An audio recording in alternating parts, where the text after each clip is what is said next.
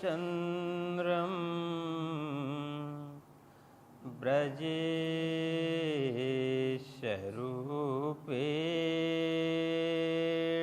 पुरापि जातं प्रविश्य प्राप्तं प्रियप्राणनाथं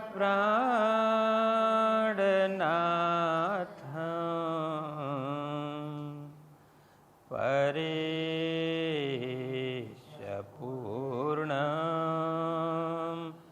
सततं नमामि। ब्रह्मा प्रियाजा गरणाय जात सर्वस्वपाता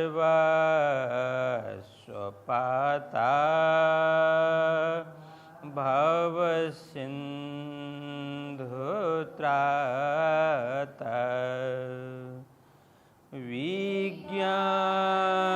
विज्ञानदाता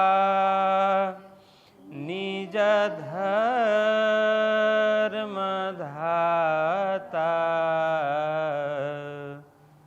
दीनैकबन्धो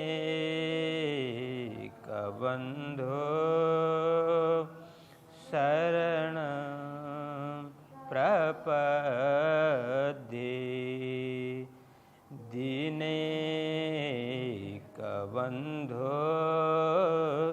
शरणं प्रपद्ये। बोलिए कृष्ण कन्हैया लाल की, श्री सद्गुरु महाराज की, श्री प्राणनाथ प्यारे की, श्री पाँच नवतनपुरी धाम की, जगद्गुरु आचार्य श्री 108 कृष्णमणि जी महाराज की, परमहंस बाबा जी लक्ष्मीदास महाराज की, समस्त सुंदर साथ की प्रणाम। हरिदास जी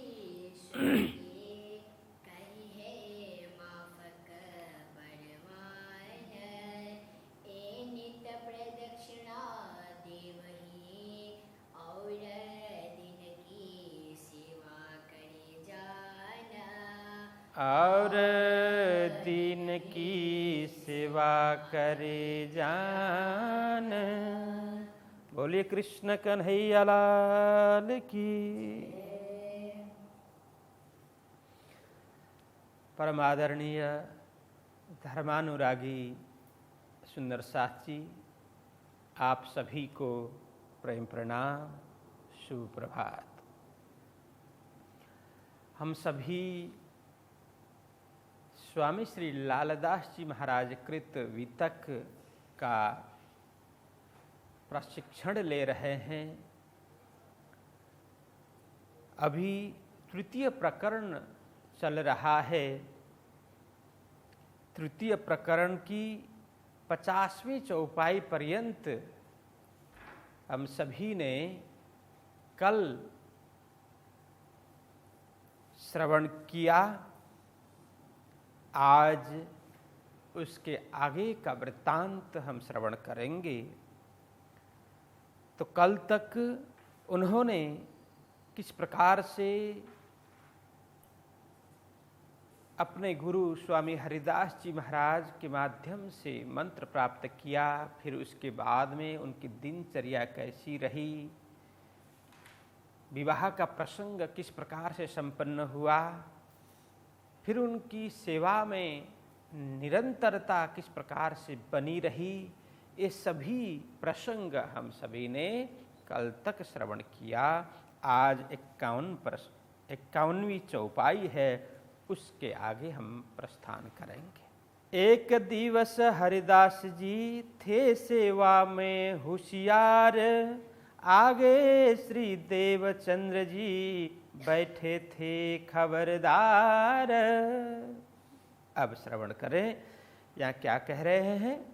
लालदास जी महाराज समझा रहे हैं कि सद्गुरु श्री देवचंद्र जी महाराज क्या करते हैं, प्रतिदिन जाकर के प्रातःकालीन, प्रातः भी क्या, रात बाकी होते ही, रात्रि के अंतिम प्रहर, तो सद्गुरु श्री देवचंद्र जी महाराज रात्रि के अंतिम प्रहर मतलब 3 बजे से लेकर के 6 बजे तक गुरु मंदिर में जाकर के प्रदक्षिणा देना, फिर जैसे ही दिन के प्रथम प्रहर शुरू हो जाए फिर उसके बाद में सेवा आदि कार्य में लग जाना, ये उनकी दिनचर्या।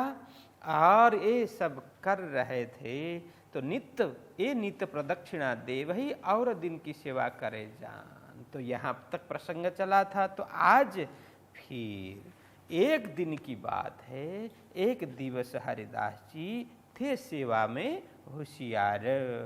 तो हरिदास जी महाराज अपने मंदिर में प्रभु की भक्ति में, प्रभु की सेवा में तल्लीन थे। ठीक है, तो वहाँ देखिए मंदिर के अंदर कुछ भी करे वो प्रभु भक्ति ही होती है। मतलब कुछ भी का अर्थ क्या, जैसे परमात्मा के लिए भोजन बनाना, उनके प्रकोष्ठ, उनके गर्भगृह को साफ सफाई रखना, वागा वस्त्र परिवर्तन करना, वहाँ मौसम के अनुरूप जो भी चीज़ वस्तु चाहिए वहाँ उपस्थित करना, कराना आदि जो भी कार्य, ये सब भक्ति के अंतर्गत ही आते हैं। तो भक्ति का तात्पर्य इतना ही नहीं कि माला लेकर के आंख बंद करके बैठें, जाप करें, परिक्रमा करें, इतनी ही भक्ति नहीं होती है कि परमात्मा को लक्ष्य में रख करके, उनको केंद्र में रखकर जो भी हम कार्य करते हैं उनके नाम पर, उनको रिझाने के लिए, उनके अनुकूलता के लिए हम जो भी कार्य करते हैं तो सब भक्ति के अंतर्गत ही आते हैं। तो वहाँ सेवा में होशियार मतलब हरिदास जी महाराज केवल माला कर रहे थे, जाप कर रहे थे, ऐसी भी बात नहीं है। हो माला भी कर रहे हो सकते हैं, वहाँ साफ सुफ करना, झाड़ू लगाना, पोता लगाना इत्यादि भी कर रहे हो सकते हैं। अथवा तो वहाँ फल फूल आदि तैयार करना, उसको सुधारना आदि कर, ये भी हो सकता है। अथवा तो वहाँ किसी भी आवश्यक कार्य जो मंदिर के अंदर हो उस सेवा में वो संलग्न थे। कौन? हरिदास जी महाराज सेवा में थे। होशियार मतलब क्या? तल्लीन, मग्न। यहाँ अब हम व्यवहार में क्या प्रयोग करते हैं, वो बहुत होशियार है। तो इसमें होशियार इस अर्थ में यहाँ नहीं बोल रहे हैं, वह मग्न तल्लीन है, को बाह्य किसी व्यवहार में उनका कोई लगन मगनता नहीं है। वो परमात्मा की भक्ति में, भगवान की भक्ति में बिल्कुल निमग्न है। यह अर्थ है कि एकदम मग्न थे, तल्लीन थे। आगे श्री देवचंद्र जी बैठे थे खबरदार। अब यहाँ देखिए आगे श्री देवचंद्र जी, तो वहीं आगे मतलब किन के आगे? हरिदास जी के आगे। यह भी अर्थ करो, कोई गलत नहीं है, लेकिन यहाँ उपयुक्त अर्थ यह होगा कि मंदिर के आगे। जो हरिदास जी महाराज मंदिर के अंदर सेवा में तल्लीन थे, तो मंदिर के आगे देवचंद्र जी महाराज भी वहां पर बैठे थे। अब यह बैठे थे मतलब इतना ही नहीं समझना कि इस तरह से ध्यानस्थ थे अथवा पलाठी वार करके बैठे थे, इतना ही नहीं समझना।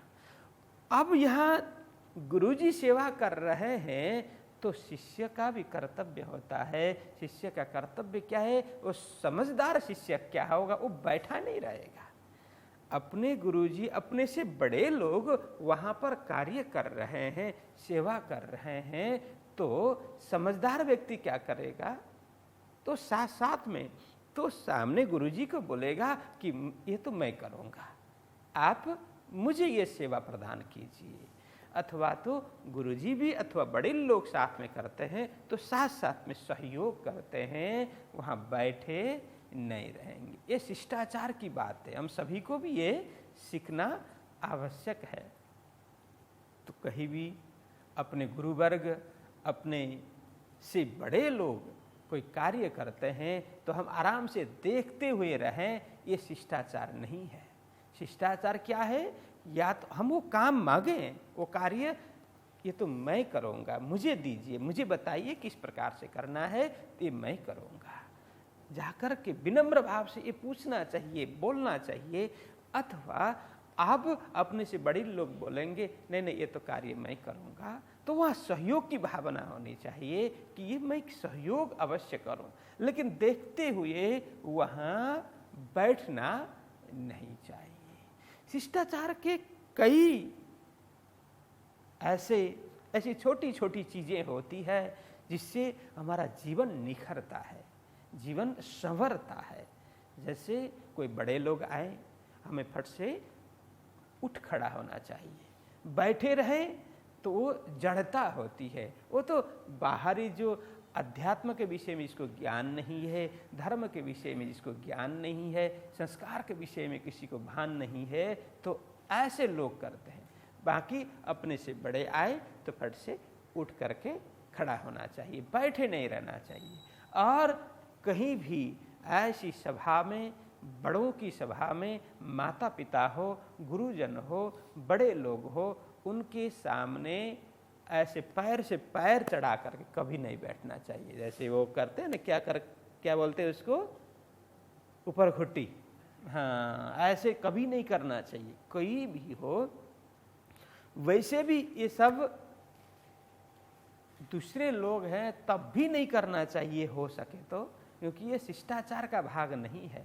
बिल्कुल शालीनता इसको नहीं माना जाता। शालीन और शिष्ट व्यक्ति बहुत कम ऐसा आचरण करता है। तो बिल्कुल सौम्य होकर के दोनों पैर सीधे रख करके, अथवा तो करना ही पड़े तो दोनों पैर नीचे से ऐसे बेंड करें, लेकिन वो घुटने के ऊपर, जैसे ये थाई के ऊपर वो रख करके बैठते हैं। क्या बोलते हैं इसको जानी भाई? पग चढ़ावी बेसવાનું। हाँ, આ બિલકુલ શિષ્ટાચાર નથી। तो કેટલાક લોકોને ભાન જ ના હોય।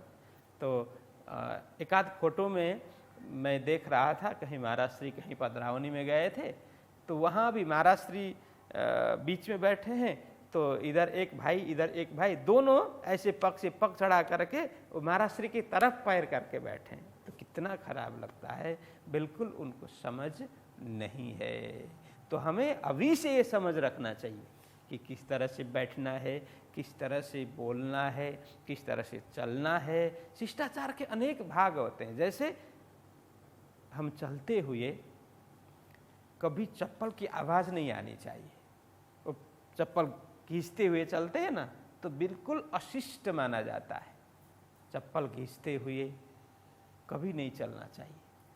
और कोई बात नहीं, कोई किसी को तेज चलने की आदत होती है, किसी को धीमे चलने की आदत होती है, लेकिन बिल्कुल शरीर सीधा करके और दोनों पैर चलाते हुए जमीन में पैर घिसे ना, चप्पल घिसे ना, इस तरह से हमें चलना चाहिए। जैसे सीढ़ी उतरते हैं, वहाँ भी वो चप्पल की आवाज़ और ये सब करते हुए नहीं उतरना चाहिए। वहाँ बिल्कुल हो सके जितना साइलेंट चलना चाहिए। ये सब शिष्टाचार का भाग होता है।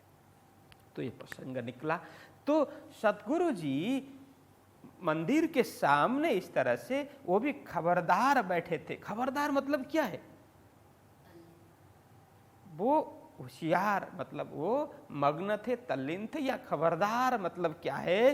बैठे थे, खबरदार मतलब गुरुजी क्या कर रहे हैं, उत्सुकता पूर्वक, सजगता पूर्वक, और वो हाथ बटाते हुए, अथवा तो हाथ न भी बटाए तो बैठे हुए ध्यान से देख रहे हैं कि गुरुजी किस प्रकार से सेवा कर रहे हैं, तो मुझे किस प्रकार से करनी चाहिए। एकदम उत्सुकता के साथ में, कोई नई वस्तु हो, कोई नए व्यक्ति हो, इस प्रकार के माहौल में, इस प्रकार के वातावरण में हम पहुंचते तो हमें उत्सुकता लगेगी ना कि क्या हो रहा है, नया कार्य हो तो उत्सुकता जगेगी।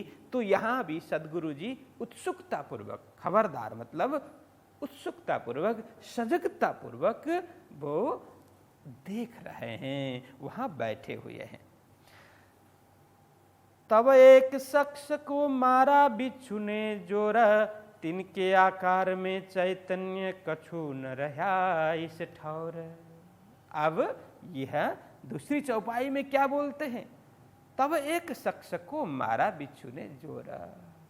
इस तरह का माहौल था। यहाँ क्या देखो, सीधा सीधा पढ़ने से क्या लगेगा कि हरिदास जी सेवा कर रहे थे, सद्गुरु जी तल्लीन होकर के देख रहे थे, तभी एक बिच्छू ने वहां पे व्यक्ति को डंक मारा, ऐसा नहीं है। वहां ये सब चल रहा था, लेकिन वहां नहीं, थोड़े दूर खेत में काम करते हुए एक व्यक्ति को क्या हुआ, मारा बिच्छू ने जोर।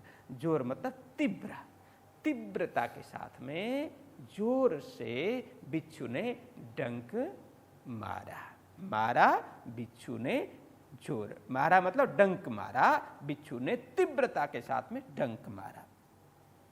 तिनके आकार में चैतन्य कछु न रहा इस ठौर। अब वहां क्या हुआ तो कहते हैं तिनके आकार में, किनके, जिस व्यक्ति के शरीर में बिच्छू ने डंक मारा था उसके आकार में, आकार मतलब देह, शरीर, शरीर में चैतन्य मतलब चेतना, कुछ भी नहीं रहा, कछु न रहा इस ठौर। वहां पर उस व्यक्ति के शरीर में, बदन में, आकार में, देह में कुछ भी चेतनता नहीं रही, मानो वो जड़ ही हो गया, मानो वो मर ही गया। तो तिनके आकार में चैतन्य कछु न रहा इस ठौर। वहां पर उस व्यक्ति के शरीर में जरा भी चेतनता नहीं रही। चेतनता नहीं रही मतलब वो मानो मर ही गया हो, ऐसा वहां पर हुआ। चार जने पकड़ के आए, खड़ा किए सामे द्वार, और शख्स जो संग के सो करने लगे पुकार। तो आगे क्या कहते हैं, उस व्यक्ति को चार जने पकड़ करके, चार जने दूसरे लोग पकड़ करके मतलब उठा करके आए, खड़ा किए सामे द्वार। वहां आए कहाँ पर, हरिदास जी के मंदिर में पहुंच करके बिल्कुल मंदिर के द्वार पर सब खड़े हो गए। आए, खड़ा किया सामे द्वार। तो यह खड़ा किया मतलब ऐसे खड़ा किया ये अर्थ नहीं है, सभी वहां पर मंदिर के सामने ला करके उसको सुलाया है, सभी वहां खड़े हो गए, ये अर्थ है। क्योंकि उसके शरीर में तो चेतनता है ही नहीं, बिल्कुल मरी गया हो वो, तो उसके शरीर में कोई भी भान नहीं है, जड़वत हो गया है, ये अर्थ है। तो वहां खड़ा करने का कोई मतलब नहीं होता, इसीलिए वहां पर लिटाया, लिटा करके चार जने खड़े हुए। और क्या कहते हैं कि और शख्स जो संग के, जो संग में मतलब जिन्होंने लाया था उठा करके, जो जिन व्यक्ति ने, जिन दूसरे लोगों ने उठा करके लाया था, सो करने लगे पुकार। सो करने लगे पुकार मतलब प्रार्थना करने लगे। यहाँ पुकार का मतलब वो प्रार्थना, अर्जी, किसको, हरिदास जी महाराज को, गुरुदेव आप कुछ करें, इसको बिच्छू ने डंक मारा, ये बिल्कुल निश्चेष्ट हो गया है, बिल्कुल जड़वत हो गया, मतलब इसमें चेतनता नहीं है, ये जिंदा है या मर भी गया इसका कोई पता नहीं है, ऐसी स्थिति है, तो गुरुदेव आप ही कुछ उपाय करें। तो इस तरह से वो प्रार्थना करने लगे, अर्जी करने लगे।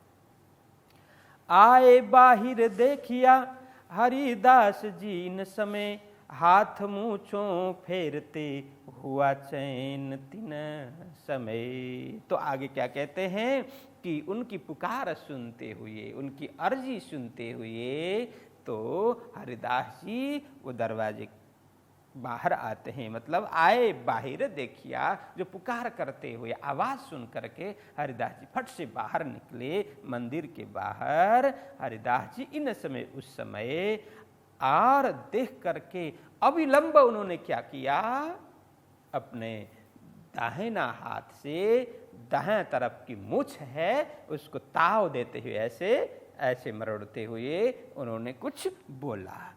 तो क्या कहते, हाथ मूछों पर फेरते, हाथ मूछ पर फेरते हुए हुआ चैन तिन समय। तो मूछ पर फेर करके कुछ उन्होंने अंदर ही अंदर कुछ बोला। तो उसी समय यह बोलते हैं चैन तिन समय हुआ, उसी समय आराम मिला। किसको, वो जिस व्यक्ति को बिच्छू ने डंक मारा था उसको आराम मिला, राहत मिला, उसको कुछ शांति हो गई। मतलब वो लगा कि उसके अंदर चेतनता आ गई। अभी तक बिल्कुल वो निश्चेष्ट था, बिल्कुल ही वो मर गया हो, इस प्रकार से उसके निष्प्राण लग रहा था। अब उसके शरीर में प्राण का प्रवेश, प्राण प्रवेश हो गया, ऐसा भान हुआ। फेर के दूसरी बेर हाथ मूछों पर फेरा जो, और तब आकार चेतन होए के खड़ा रया इस ठौर। आगे क्या बोलते हैं, तो जैसे ही वो प्राणवंत बन गया, फिर दूसरी बेर दूसरी तरफ मुझ में फिर हाथ फिराते हैं, मुझ में ताव देते हैं। तब आकार चेतन होए के खड़ा रहा इस ठौर। इस तरह से दूसरी बार करते ही वो बिल्कुल मुर्दे की भांति सोया पड़ा था। बिल्कुल दूसरी बार में क्या हुआ, पहली बार में थोड़ा हलल चलन करने लगा, दूसरी बार में तो वो सीधा उठ करके बैठ ही गया। अब वो सोया नहीं है, बिल्कुल दूसरी बार में उठ करके बैठ ही गया। तो यहाँ ये अर्थ है खड़ा रहा इस ठौर। तो तीसरी बेर फेरते जोर न लगे जब, तब जहर कछु ना रया दंडवत किया तब। तो बोलते हैं तीसरी बेर में, फिर तीसरी बेर हरिदास जी महाराज ने मुझ में उंगलियां फेरी, हाथ से उंगलियों से मुझ फेरा, मुझ में चलाया, तो स्पर्श किया, तो जोर न लगे जब। अब तो कहते हैं उसको तीसरी बेर फेरते हुए, तीसरी बेर फेरते जोर न लगे जब। शरीर में जो विष भरा हुआ था, विष व्याप्त था, पहली बार में 25% निकल गया, दूसरी बार में मानो लगभग ही निकल गया हो, और तीसरी बार में तो शरीर जो निर्विष बनने में समय ही नहीं लगा। विषाक्त था, विषयुक्त था, बिच्छू का जो डंक है, बिच्छू का जहर पूरे शरीर में फैल गया था। अब तीसरी बार मुझ में उंगलियां फेरते ही शरीर मानो निर्विष बन गया, काया निर्विष बन गया हो, ऐसा हुआ। और तब जहर कछु ना रहा, अब शरीर के अंदर जहर का कोई लेस मात्र भी नहीं है। और कहते हैं अब वह व्यक्ति पहले निश्चेष्ट था, फिर बैठ गया, फिर खड़ा हुआ, और तुरंत बिल्कुल निर्विष बनने के बाद में वो हरिदास जी महाराज को दंडवत प्रणाम करने लगा। दंडवत किया तब, अब तो बिल्कुल वह स्वस्थ हो गया था, हरिदास जी महाराज को दंडवत प्रणाम करता है। तो दंडवत का मतलब क्या था पवन? देखो, दंडवत अलग है और साष्टांग अलग है। मैंने उस दिन भी बोला था, दंडवत एक ही साथ में बोल देते हैं, साष्टांग दंडवत, और साष्टांग दंडवत होता है। एक तो दंडवत, उसमें पूरा शरीर ही पूरा का पूरा स्पर्श होगा, उसमें कोई भाग स्पर्श करना, कोई भाग स्पर्श नहीं करना, ऐसी बात नहीं है।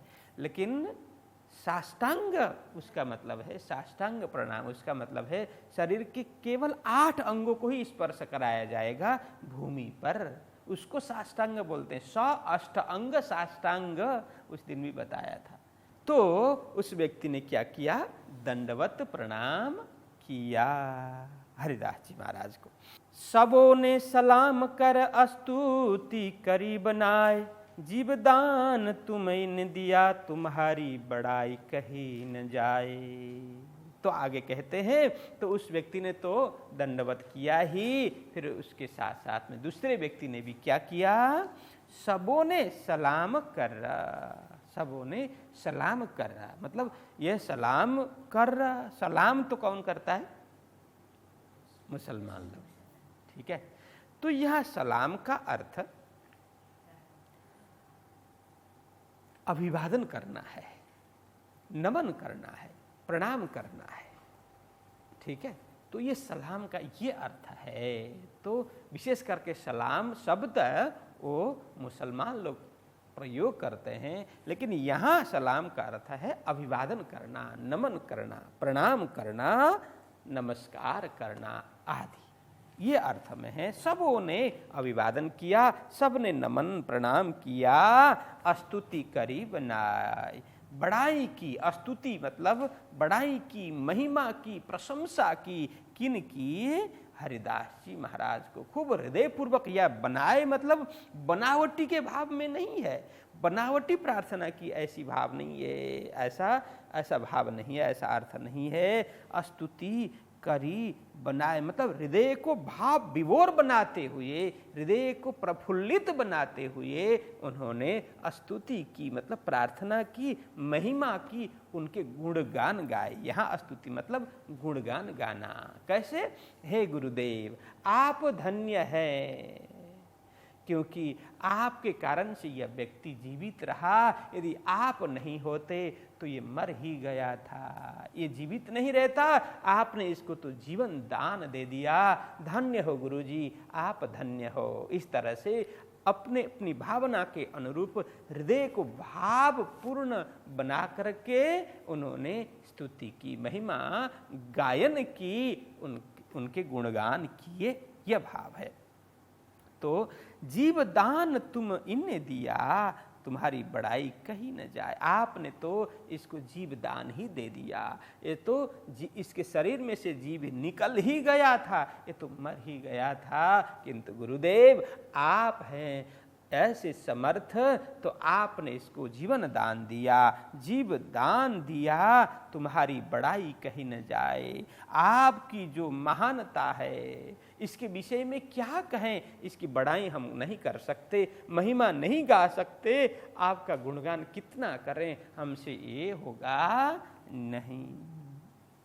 तब हरिदास जी ने कहा, श्री देवचंद्र जी सो बचन, श्री देवचंद्र जी बड़ो मंत्र है, ए राखो तुम्हारे तन। अब आगे क्या कहते हैं, इतनी बड़ाई प्रशंसा आदि करके ये सारे लोग चले गए। उसके बाद में, चले जाने के बाद में, तब हरिदास जी ने कहा, श्री देवचंद्र जी सो वचन, कुछ बातें कही। उस प्रसंग पर जो भी घटित हुआ उस विषय में कहते हुए, उसको संकेत करते हुए, इंगित करते हुए कहा। देवचंद्र जी के साथ क्या कहा, श्री देवचंद्र जी बड़ो मंत्र है, ये राखो तुम्हारे तन। है देवचंद्र जी, आपने देखा अभी जो कुछ प्रसंग बना, ये तो सब आपने अपने आंखों से अभी यहां पर देखा। तो ये मेरे पास जो मंत्र है ना, बहुत ही प्रभावशाली मंत्र है, आपने इसको देखा। यदि आप चाहो तो इसको क्या करो, ये राखो तुम्हारे तन। या तन मतलब क्या है, हृदय में, या तन मतलब शरीर में रखो, ऐसी बात नहीं है। यह आपके हृदय में यह भी रखो, आप ये मंत्र भी मुझसे ग्रहण करो, ये भाव है।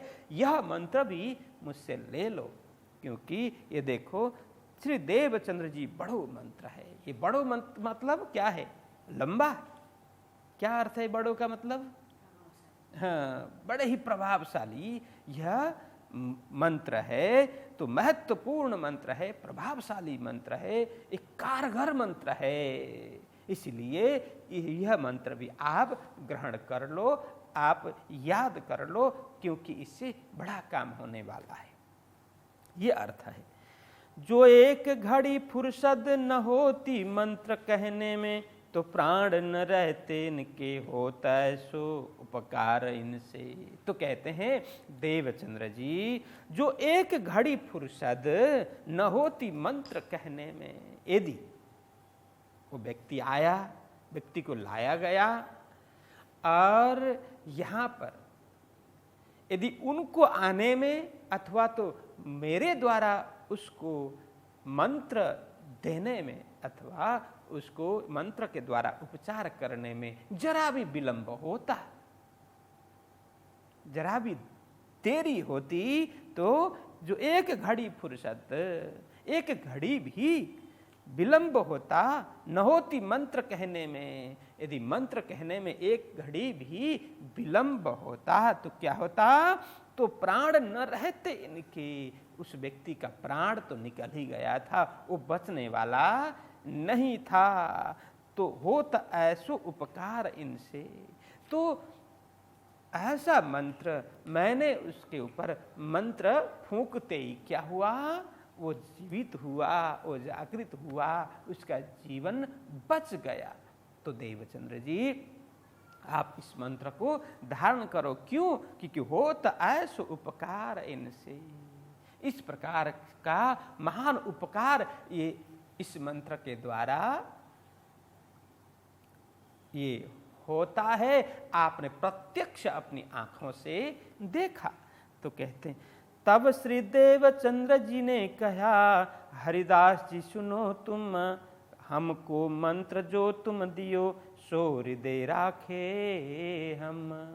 तो यहाँ क्या कहते हैं, तब श्री देवचंद्र जी ने कहा, तो हरिदास जी के द्वारा उस मंत्र का प्रभाव बताने पर और देवचंद्र जी महाराज को कहने पर कि देवचंद्र जी ये बड़ा ही प्रभावशाली मंत्र है, ऐसा उपकारक मंत्र, परोपकारी मंत्र आप धारण कर लो। ऐसा कहने पर क्या कहा, तब श्री देवचंद्र जी ने कहा, हरिदास जी सुनो तुम, हे गुरुदेव। अब यहाँ ऐसा कहा होगा, ये तो ये देखो, ये चौपाई प्रास मिलाने के लिए ये सब होता है, ये हरिदास जी सुनो तुम ऐसा नहीं कहा होगा, अपने गुरु जी है तो हे हरिदास जी तुम सुनो ऐसा कहा होगा, नहीं होगा ना। तो इसका भाव क्या है, चौपाई का सीधा सीधा अर्थ नहीं किया जाता है कभी ना, तो उन्होंने यह वो नीचे हम वो मिलाने के लिए ऊपर तुम दिया, ठीक है ना। तो हे गुरुदेव आप सुनो, तुम तो कभी नहीं कहा होगा, नहीं, तो आप हे गुरुदेव आप मेरी बात सुनिए। तो देखिए यहाँ भाषा में ये भी ध्यान देना चाहिए, आप सुनो ऐसा भी नहीं होता, वो भी गलत प्रयोग है। हम कभी कभी बड़े लोगों से ही ऐसा सुनते हैं और बड़े लोगों को कहते हुए भी सुनते हैं, जैसे हमारे से बड़े कोई भी वडील हो, गुरुजन हो, जैसे महाराज श्री हैं, उनको महाराज श्री आप सुनो ऐसा बोलेंगे कितना खराब लगेगा। लेकिन अच्छे अच्छे बड़े बड़े लोग जो भाषा जानते हैं, ऐसा समझने वाले भी ऐसा ही प्रयोग करते हैं कि महाराज श्री सुनो, ऐसा करके हमने सुना है कई बार। इसलिए यह है ये ना समझी, ऐसा कभी नहीं बोलना चाहिए कि आप है तो सुनिए, तुम है तो सुनो, तू है तो सुन, ये सब भाषा सीखनी होती है। तो जरा भी ध्यान देंगे ना तो सब समझ में आने लग जाएगी ये बात। इसीलिए दूसरे कई लोग इस प्रकार से बोलते तो उनकी बात वो ऐसा बोलते करके उनका अनुकरण मत करना, जो अच्छाई है अच्छी बात को स्वीकार करना। इसीलिए हम जैसे जैसे बोलने की प्रैक्टिस करेंगे ना, तो मैं कई बार बोलता हूँ यहाँ भी कि हिंदी बोला करो, हिंदी बोला करो कई बार, अब बोलते तो है नहीं, हिंदी बोलनी चाहिए ना, हाँ, तो बोलते बोलते शुद्ध हो जाएगी हिंदी। तो हिंदी जितना सुनने में सरल लगती है ना, उतनी सरल है नहीं, उतनी कठिन ही है हिंदी।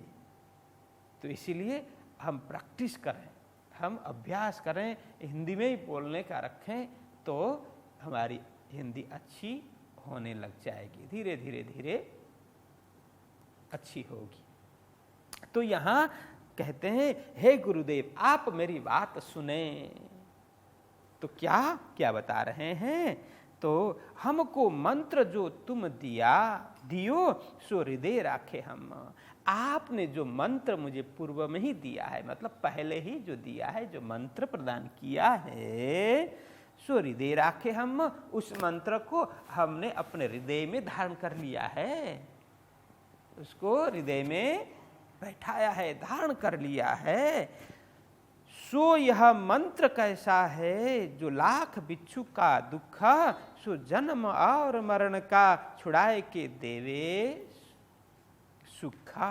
तो दूसरी चौपाई में कहते हैं, सो यह मंत्र कैसा है जो आपने मुझे पहले मंत्र प्रदान किया, वो मंत्र कैसा है? हे गुरुदेव आप सुनिए, जो लाख बिच्छू का दुख। ये तो लाखों बिच्छू एक साथ डंक मारे, लाखों बिच्छू, एक की बात नहीं है, दो की बात नहीं, लाखों बिच्छू एक साथ डंक मारे, उससे जो पीड़ा होती है ना, जो लाख बिच्छू का दुख, उससे भी अधिक दुख कब होता है? कहते हैं सो जन्म और मरण का। बालक जन्म लेता है, जब बालक जन्म लेता है और जब व्यक्ति मर जाता है, बोलते हैं जन्म और मृत्यु में तो लाखों बिच्छू एक साथ डंक मारते हैं, उससे भी अधिक, उससे भी भयंकर पीड़ा होती है, ऐसा शास्त्रों का कहना है।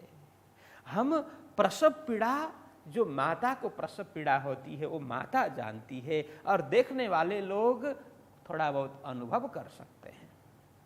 बाकी बालक को जन्मते हुए जो पीड़ा हो रही है, जो दुख हो रहा है, जो दर्द हो रहा है, वो तो नहीं जानते, न बालक बता सकता है।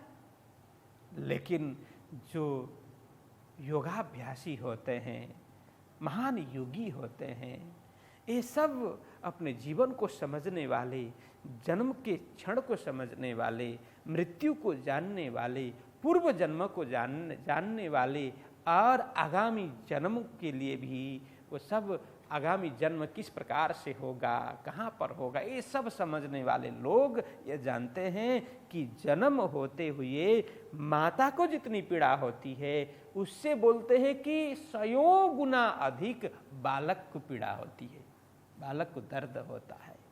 तो यही प्रसंग यहाँ बोल रहे हैं देवचंद्र जी महाराज, हे गुरुदेव, तो आपने जो मंत्र मुझे दिया है ना, वो ऐसा मंत्र है जो हजारों लाखों बिच्छू एक बार डंक मारे, और उससे जितनी पीड़ा हो उससे भी अधिक पीड़ा जब जन्म के समय में होता है, जब मृत्यु के समय में होता है। तो आपके द्वारा जो मंत्र मैंने प्राप्त किया, यह सब जन्म और मृत्यु की पीड़ा से मुक्त करने वाला, जन्म और मृत्यु से छुड़ाने वाला यह मंत्र है आपके द्वारा प्राप्त। कौन? भज मन श्री वृंदावन कुंज बिहारी नित्य विलास। यह मंत्र इस प्रकार का है, मैं तो उसको हृदय में धारण करके बैठा हूं। इसलिए गुरुदेव तो आगे कहते हैं, सो मंत्र जिन उर में रहे तहां एक कैसे समा। तो इस प्रकार का प्रभावशाली मंत्र जब आपने मुझे प्रदान किया, जो मेरे हृदय में व्याप्त हो गया है, हृदय में समाया हुआ है, सो मंत्र जिन उर में, जिस हृदय में, जिन मतलब जिस हृदय में, जिस मतलब मेरे जिस हृदय में वह मंत्र समाया हुआ है, जो मंत्र वहां पर बैठा हुआ है, तहां एक कैसे समाए।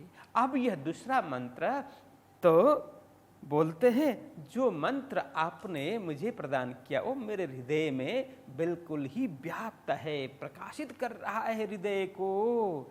अब दूसरा मंत्र गुरुदेव मैं कहाँ रखूं, वो किस प्रकार से अंदर बैठ पाएगा, किस प्रकार से उस हृदय में समा पाएगा, क्योंकि वह लाखों करोड़ों बिच्छू का डंक उससे भी अधिक पीड़ा हो जो जन्म और मरण के समय में होती है पीड़ा, उस पीड़ा से मुक्त करने वाला प्रभावशाली मंत्र जो आपने मुझे दिया वो मंत्र मेरे हृदय में परिव्याप्त है। अब वहाँ पर वो दूसरा मंत्र समाने वाला नहीं है।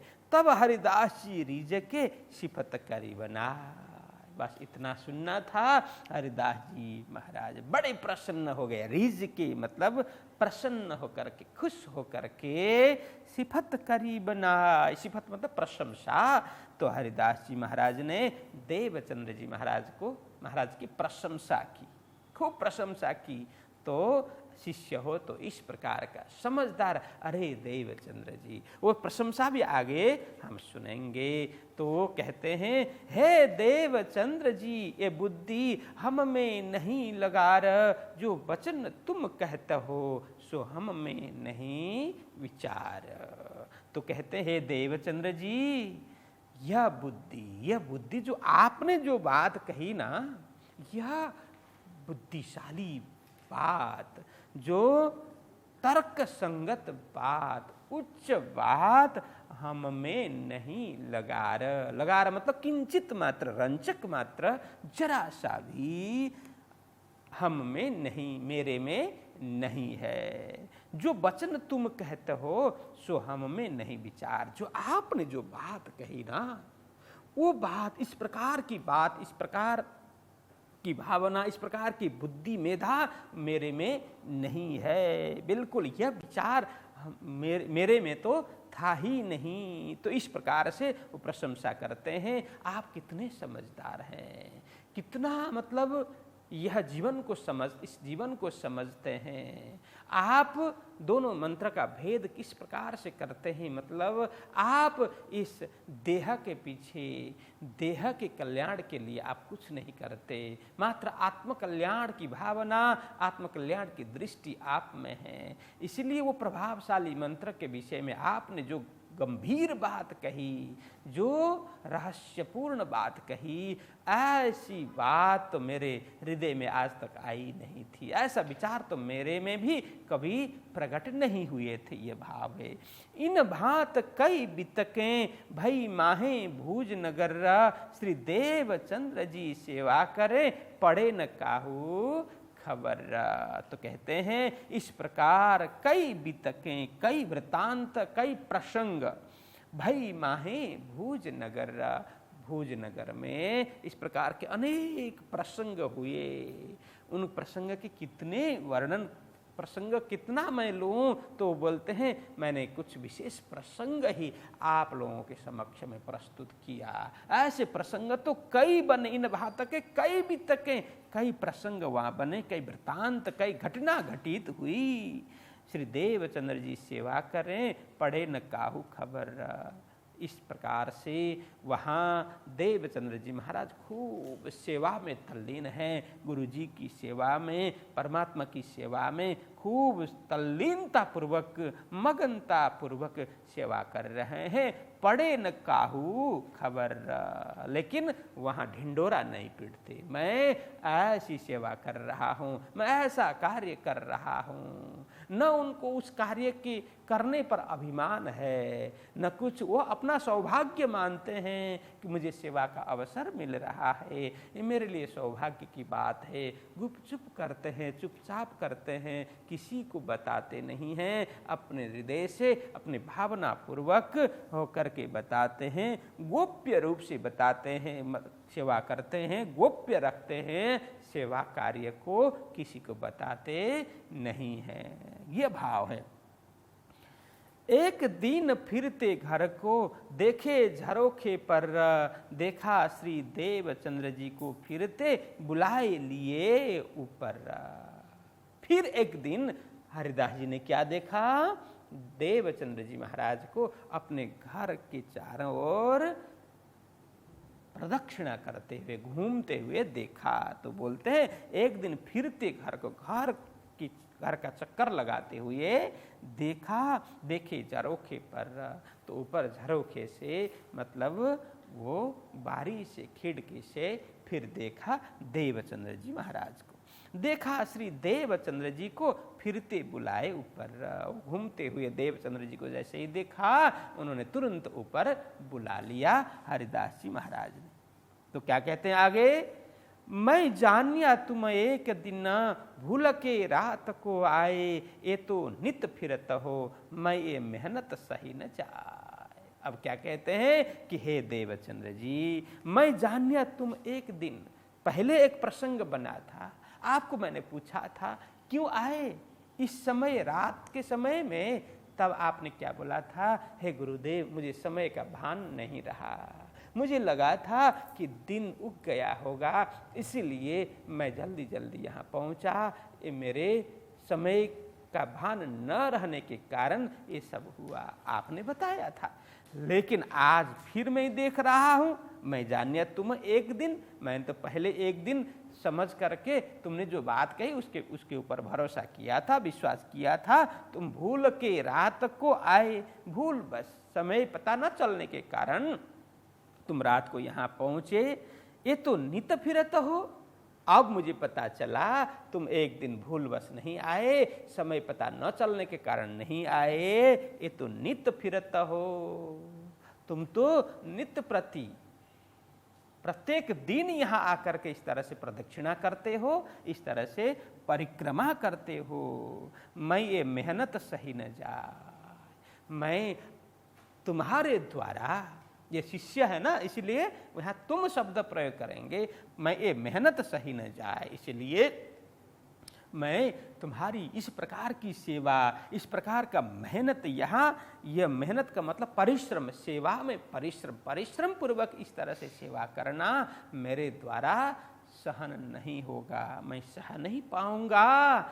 इस प्रकार से रोज रात के समय में आ करके तुम यहाँ पर सेवा करते हो, प्रदक्षिणा करते हो, परिक्रमा करते हो, यह मेरे द्वारा सहन नहीं होगा।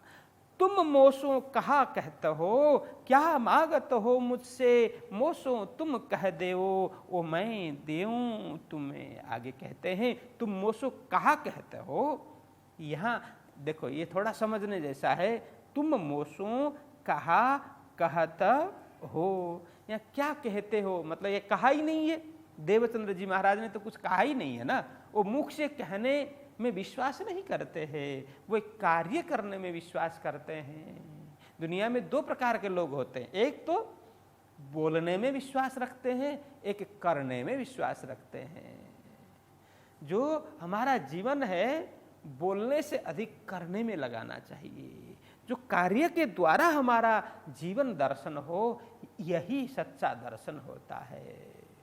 तो बाकी तो अधिकतर लोग क्या करते हैं, बोलते तो बहुत कुछ है लेकिन करते बहुत ही अल्प है, बहुत कम है।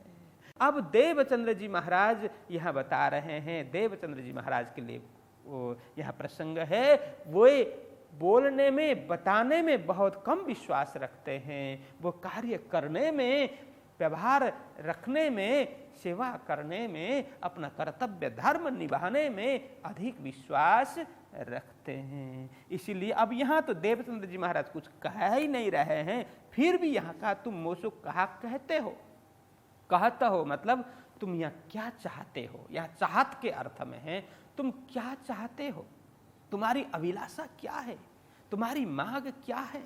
यहाँ कहते हैं तुम मोसो कहा कहते हो, क्या मांगत हो मुझसे, बोलो क्या अभिलाषा है, क्या चाहत है, क्या इच्छा है, तुमको मेरे से क्या चाहिए, ये आप मुझसे बोलो, क्या मांगत हो मुझसे। मोसो तुम कह दे, वो आज मैं बताता हूँ कि आपकी क्या इच्छा है, इस तरह से रोज रोज रोज आकर के रात में ही सुबह 3 बजे से परिक्रमा करना, सेवा करना, और ये सब सेवा, ये परिश्रम, ये जोर से, ये मेहनत मेरे से सहन नहीं होगा। इसलिए हे देवचंद्र, आज तुम कहो क्या चाहिए आपको, क्या अभिलाषा है, मेरे से जो बन पड़े मैं वो प्रदान करने के लिए तैयार हूँ, लेकिन आज आप मेरे से यह बोल ही दो, वो मैं दूँ तुम्हें, जो आप कहोगे वो मैं देने के लिए तैयार हूँ। तब हरिदास जी ने कहा, मैं तुम्हें देऊं बाल मुकुंद, तिनकी सेवा तुम करो, ज्यों पावो आनंद। अब देखो यहाँ क्या, अभी तक भी सदगुरु जी कुछ बोल ही नहीं रहे हैं। उन्होंने कहा, बहुत आग्रह करके पूछा कि क्या चाहिए, क्या अभिलाषा है, क्या मनोकामना है, क्या इच्छा है, तुम बोलो तो सही। इस तरह की मेहनत, इस तरह से परिश्रम करते हो, मेरे से सहन नहीं होगा, मेरे से क्या चाहिए आपको। तो बार बार पूछने पर भी देवचंद्र जी महाराज मौन खड़े हैं, वो कुछ मांगते नहीं है। उन्होंने कुछ नहीं बोला कि गुरुदेव, बोला होगा तो इतना ही बोला होगा कि आपसे मुझे कोई अपेक्षा अब नहीं है, आपने जो भी देना था मुझे बहुत कुछ दिया है, मैं उसी में खुश हूँ, उसी में प्रसन्न हूँ, मुझे आपसे किसी भी चीज़ की अपेक्षा के लिए मैं ये सब नहीं कर रहा हूँ। ये सब तो कहा होगा, लेकिन उन्होंने सामने से कुछ नहीं मांगा, अपनी अभिलाषा व्यक्त की नहीं, क्योंकि अभिलाषी थे ही नहीं कि गुरुदेव प्रसन्न हो, मुझे कुछ दे, ऐसा उनका भाव था ही नहीं। इसलिए वो मौन खड़े रहे, हाथ जोड़ करके। तब हरिदास जी ने कहा, फिर हरिदास जी स्वयं बोलने लगे, मैं तुम्हें देऊं बाल मुकुंद। हे देवचंद्र, मैं क्या चाहता हूँ कि आप तो कुछ लेने के लिए कुछ मांग ही नहीं कर रहे हैं, लेकिन मैं प्रसन्न हूँ आपकी सेवा से, और मैं प्रसन्न होकर के मैं चाहता हूँ कि मैं बाल मुकुंद, भगवान बाल मुकुंद श्री कृष्ण की प्रतिमा मेरे पास है। वो यहाँ प्रतिमा तो नहीं बोल रहे हैं, वो क्योंकि साक्षात मानते हैं ना, बांके बिहारी और बाल मुकुंद दोनों साक्षात मानते हैं, साक्षात समझ करके सेवा करते हैं। इसलिए मैं मूर्ति दे रहा हूँ ऐसा उन्होंने कभी नहीं कहा। वो बोलते हैं मैं बाल मुकुंद आपको प्रदान करूँगा। कहते हैं मैं तुम्हें दूं बाल मुकुंद, तिनकी सेवा तुम करो, ज्यों पावो आनंद।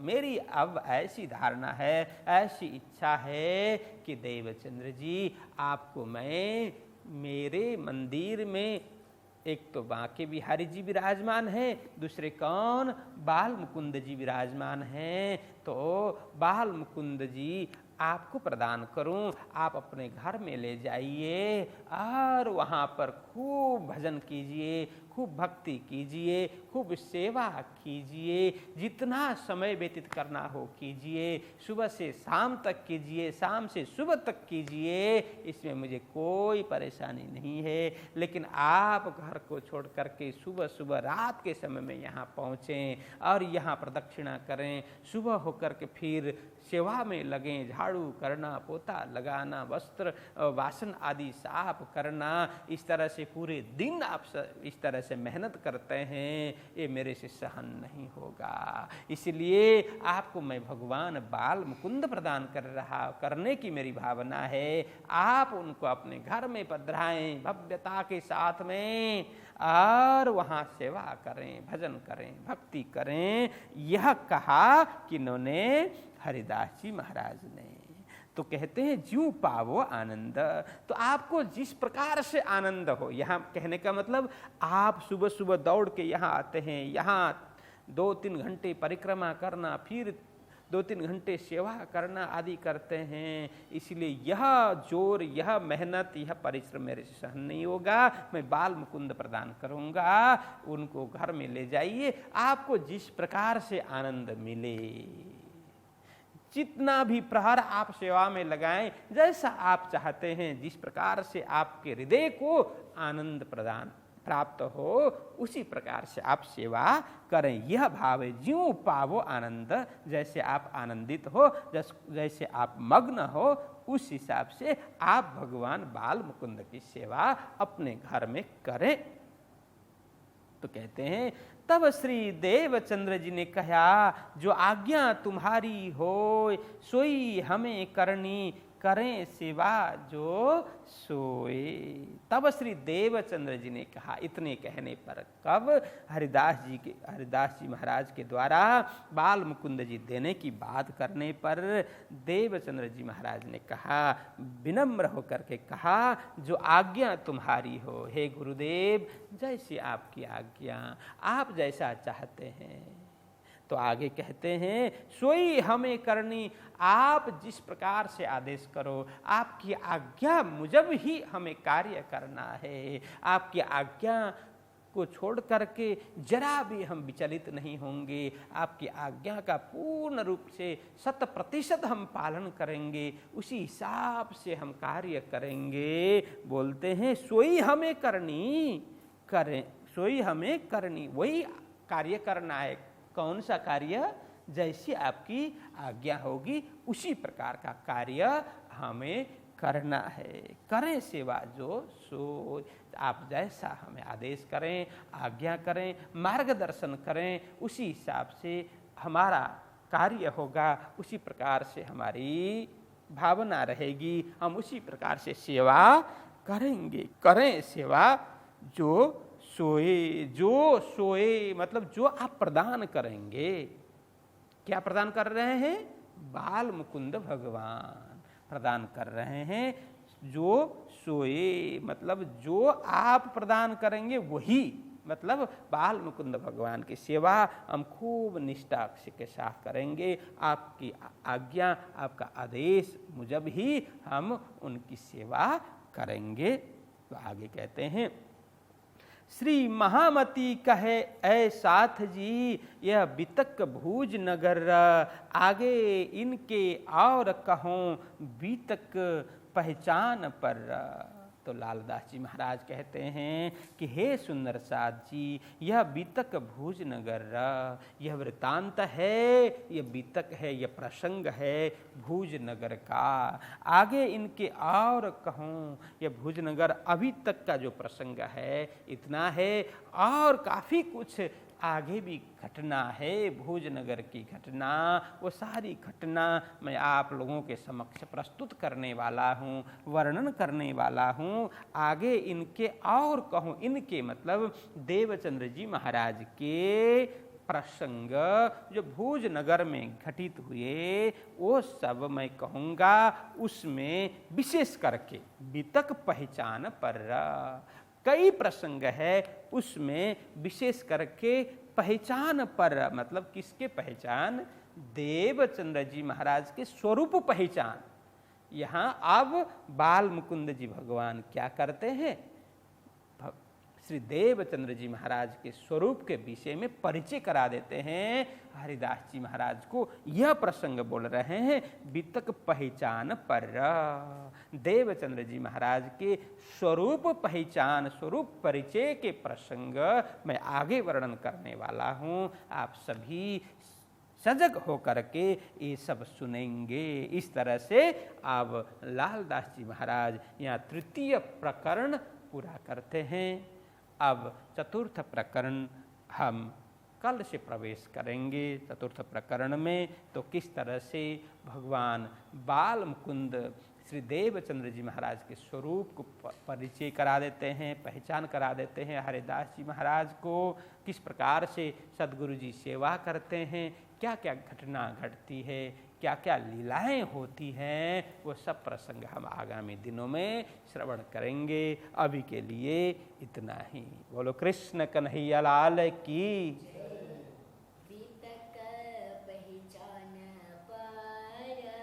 बीतक पहचान पर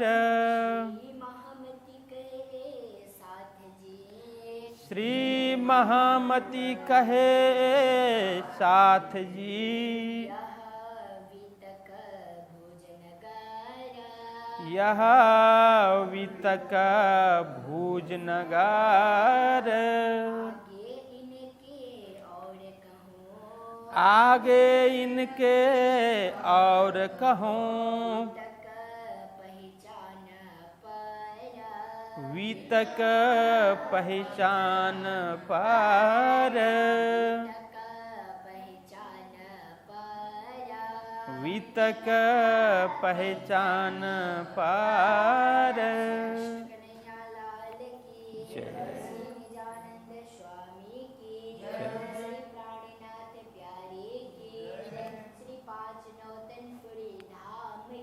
जय प्रणाम।